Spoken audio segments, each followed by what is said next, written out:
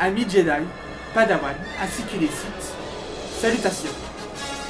À l'occasion de May the Force, ainsi que des 40 ans de la saga Star Wars, j'ai décidé de rendre hommage au film de George Lucas en recueillant des témoignages de personnes habitant la ville de Saint-Ouen, afin de connaître leurs personnages favoris ainsi que les moments les plus marquants pour eux de toute la saga Star Wars.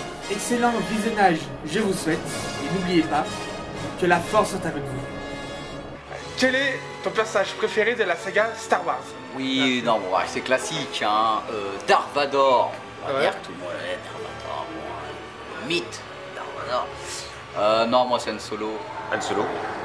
C'est Rey qu'on voit dans le réveil de la Force et Finn, qui pour moi sont deux magnifiques personnages.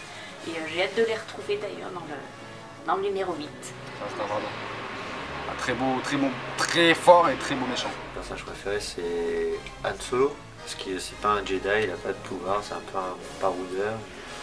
Et il est plus sur le côté technologique, fourberie, humour. Il a un côté un peu cow-boy qui me plaît bien, je trouve.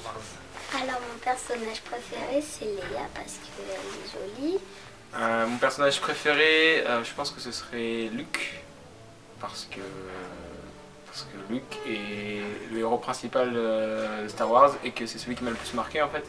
Dans toutes les scènes, celui qui fait partie entre autres de la scène qui m'a le plus marqué.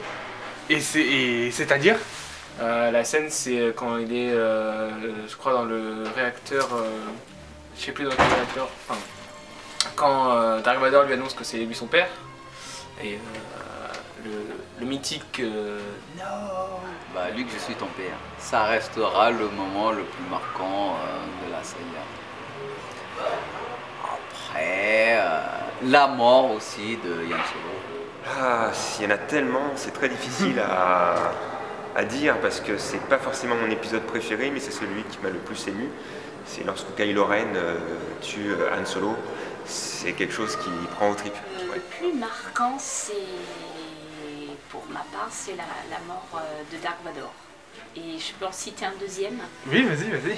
Dans le réveil de la Force, la fin, qui se finit par Rey, qui retrouve Luke et qui lui tend son sabre laser. Je pense que c'est lorsqu'on voit Yoda qui se bat pour la première fois. Parce qu'on s'y attend pas, parce qu'on a vu qu'une marionnette jusque-là, et qui devient en image de synthèse et que devient enfin le personnage fort qu'on suspectait d'être.